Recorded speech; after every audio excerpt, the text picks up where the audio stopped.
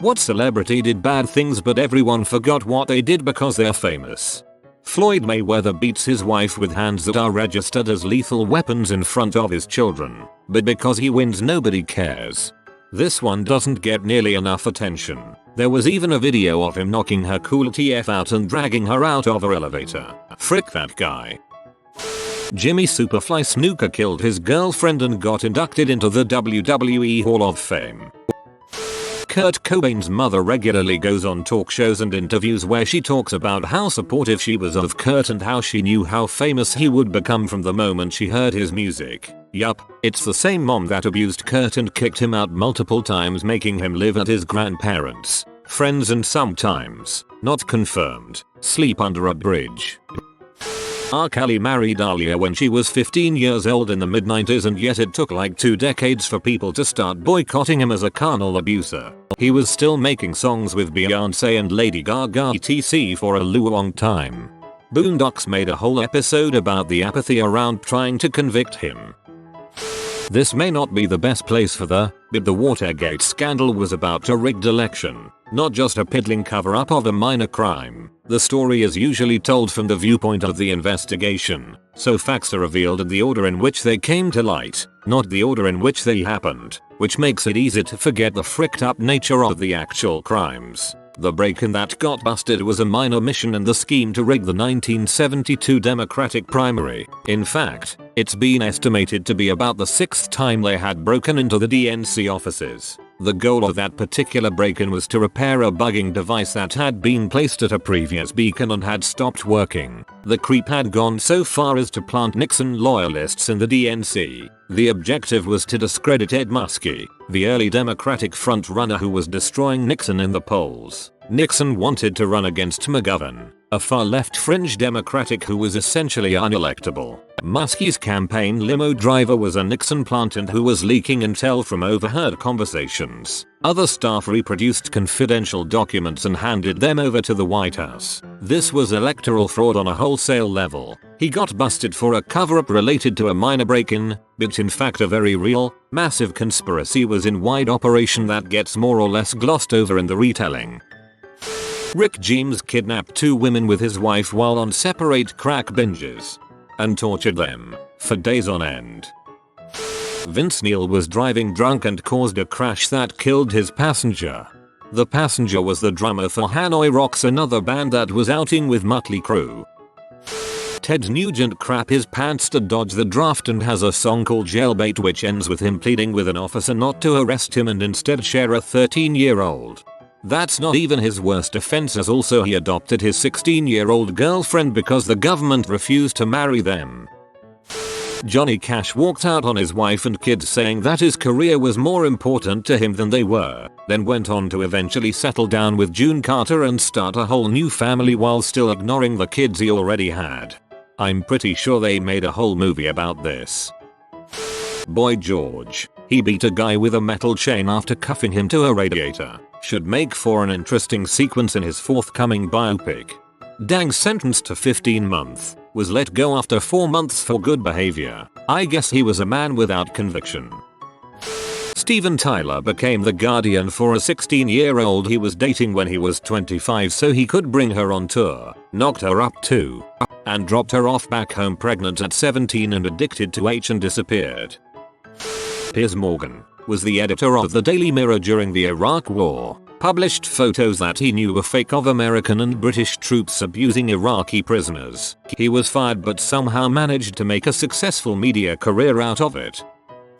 Jimmy Page was 26 when he started calling 14-year-old Lori Maddox his girlfriend. Mick Jagger had a few rounds with Maddox around the same time. Also of the Rolling Stones, Bill Wyman started dating 13-year-old Mandy Smith when he was 47. He got her mother's permission. Steven Tyler convinced the mother of 16-year-old Julia Holcomb to make him her legal guardian, then snorted blow from next to her hospital bed while she was having an abortion. David Bowie, the beloved, managed to get Lori Maddox's virginity and got her to bring her 15-year-old friend along, in addition to many other underage girls. Jerry Lee Lewis of course married his 13-year-old cousin. She still believed in Santa on their honeymoon. Elvis Presley, the king of rock and roll himself, was routinely in trouble with underage girls, and even the fabled romance with Priscilla is a tale of physical interference. She was 14 when they met. Chuck Berry was arrested for crossing state lines with a 14-year-old prostitute.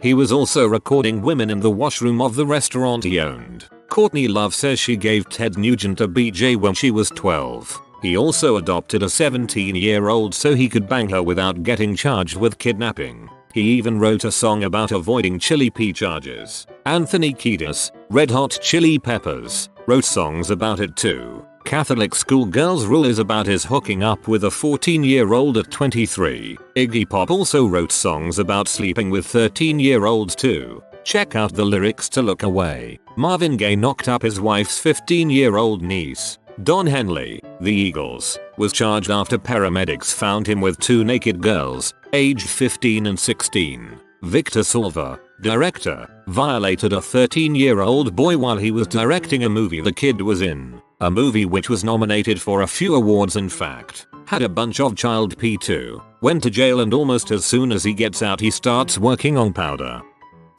George Wallace, the infamous pro-segregation governor of Alabama in the 60s, did not inform his wife that her doctor diagnosed her with cancer. Doctors during this time often told patients' relatives of their cancer diagnosis instead of the patient, especially if the patient was female. The reason was that she was running for governor as a surrogate for him since he had reached his term limits, and he thought that the diagnosis would negatively affect her chances of winning. She ended up finding out about it 4 years later during a visit to a gynecologist, but unfortunately the cancer had progressed to the point that she died from it 3 years after learning that she had cancer and that her husband had known about it. He ended up successfully getting the term limits repealed and went on to serve a few more terms as governor. People forget about this, I'm assuming, because of all of the other crappy things he did.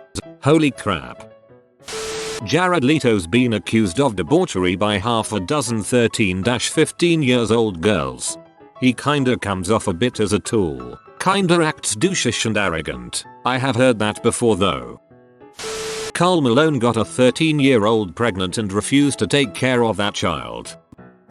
Drake seems to be ignored for grooming a young underage fan, at age 14, into being his girlfriend until she recently turned 18 this year, and now he's even, supposedly, doing it to a young actress. For some reason he gets more flack for being a big basketball fan than he does for the blatant grooming.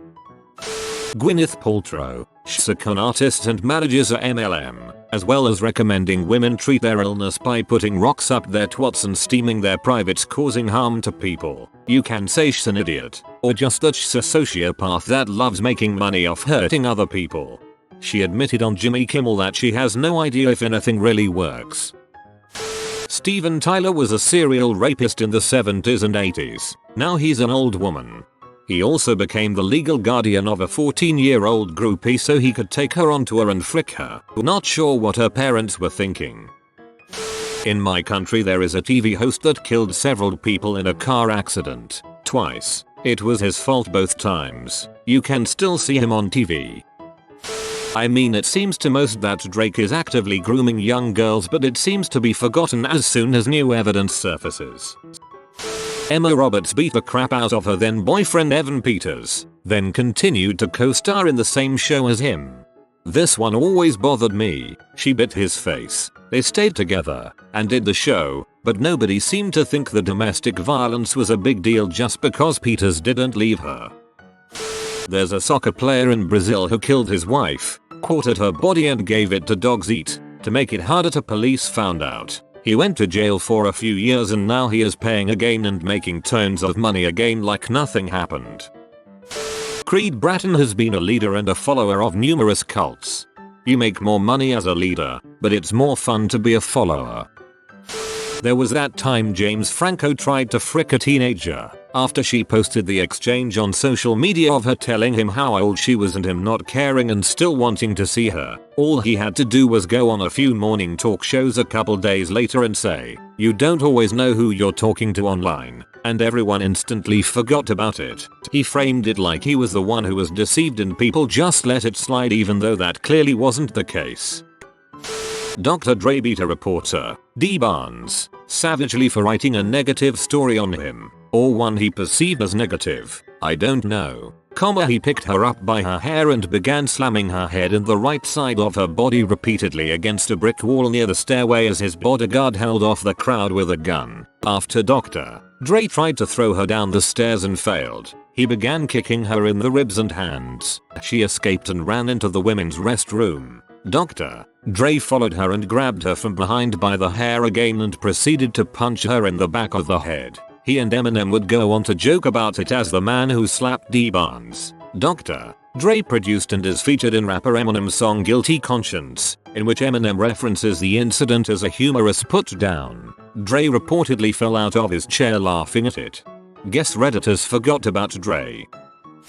Jerry Seinfeld dated a 17-year-old girl in high school when he was 39 years old. I know it isn't illegal. He had money, fame, and was at the height of his show, and he chooses to date a 17-year-old who is still in high school. It might not be illegal and as bad as murder, debauchery, kidnapping etc., but it's still pretty scummy. Comedians in cars picking up their girlfriends from high school. Charlie Sheen once fricked his girlfriends, plural, unprotected when he has HIV. Coco Chanel was a Nazi. Tyler Tequila is a Nazi. I haven't heard the name Tyler Tequila in almost a decade. Will Smith was in YouTube Rewind 2018. Mark Butt Brownlee. Mr. Mossaby from Sweet Life of Zack and Cody killed someone in a drunk driving accident. Phil Lewis is unlike many of the others on this thread in that he was sincerely remorseful for his actions. The comedy troupe that he created helped spread awareness of the dangers of drunk and reckless driving, and that helped play a role in his reduced sentence. People can change with reflection, introspection, and genuine remorse for their wrongdoings, and he seems like a very good representation of that. For the record, Phil Lewis is very remorseful about what happened, and, to this day, he continues to work with drug abuse recovery groups and talk about his experience. Rick James. He and his girlfriend literally kidnapped someone and burned them with their crack pipe and physically abused her, but people just want to go Rick James B. To be fair, people say Rick James B more because they like Dave Chappelle, not because they're big Rick James fans. Pete Townsend of The Who and Child P.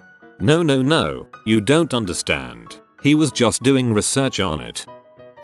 I see people still saying great things about Tom Cruise all the time, especially on our movies. It's like they forgot he's huge into Scientology. You know, that fricked up group that locks people up in compounds until they conform, that group that has gotten away with debauchery and murder, that group that skirts taxes with their Bulls church status, the group that intimidates and ruins lives that go against them. It's a huge frickin' evil cult. He's a very big part of it, and yet people seem okay with him.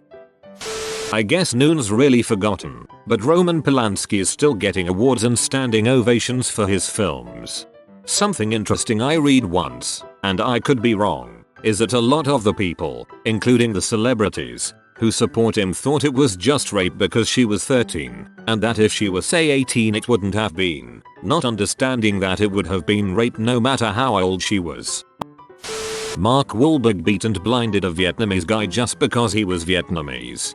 Also this, in June 1986, Wahlberg and 3 friends chased after 3 black children while yelling kill the N and throwing rocks at them. The next day, Wahlberg and others followed a group of schoolchildren taking a field trip on a beach, yelled racial epithets at them, threw rocks at them, and summoned other white males who joined in the harassment. Newt Gingrich, Republican politician, married his high school geometry teacher when he was 19 and she was 26, had multiple affairs, and while she was in the hospital undergoing treatment for cancer he came into her hospital room and told her he was divorcing her. Friends of Gingrich report that Newt told them that she wasn't pretty enough to be the wife of a president, which he planned to be. He proceeds to divorce her, and then doesn't pay child support, and first wife has to get help from the church to make ends meet. I say first wife because he gets his divorce and in 6 months marries his second wife, but while with second wife has an affair with his staffer. During this affair, the massive hypocrite leads the impeachment proceedings of Bill Clinton for lying about an affair, gets divorced, and 4 months later marries his latest wife. He also blamed past infidelities on his passion for this country. Oh, and he is credited with driving a wedge between the parties in politics and being a leader in Christian family values. You can currently find him as a popular pundit on news programs. John Lennon beat his wife. He yelled in his son's ear so loudly that he's now deaf in it. A child. I think you'll know the song Despacito, who is performed by Luis Fonsi. Well, this little piece of crap was married to a beautiful woman who had breast cancer. During her entire process of chemo he wasn't there, and he even told her, when she had a breast removed, that he didn't want her as a woman. This ended up in a divorce. From what I've heard, that's sadly common. Many breast cancer survivors with mastectomies have been left by husbands who thought them less of a woman on one or both breasts. Ryan Reynolds did Green Lantern. I can't help but feel Deadpool was an incredibly cathartic role for him. Everyone's celebrity hero Bill Murray allegedly beat his wife repeatedly, up until his wife divorced him in 2007. Also was on the list of celebrities that visited Epstein's Island with the weird temple and crap. John Landis killed 3 people. Gandhi turned down life-saving medicine for his wife because he didn't believe in it, but when he got the same ailment after she died he took it immediately. Natalie Wood was probably murdered by Robert Wagner and witnessed by Christopher Walken. Walken was on the boat, but I don't think he actually saw it happen as he went to bed before everyone else did. Former NFL player Ray Lewis was probably involved in a murder, but after he improbably became one of the faces of the NFL, with tons of endorsements for stuff like chunky soup, seen as a sort of lovable tough guy. To quote John Mulaney, I'm not saying Ray Lewis stabbed a man, I'm saying Ray Lewis was within stabbing distance of a man who was stabbed. Wesley Snipes, he is a real dong and assaulted Halle Berry. You have been visited by the distinguished doggo of delicious delicacies. Comment tasty supper, pupper, and be blessed with delectable dishes for the next decade. Like and subscribe, you magnificent person.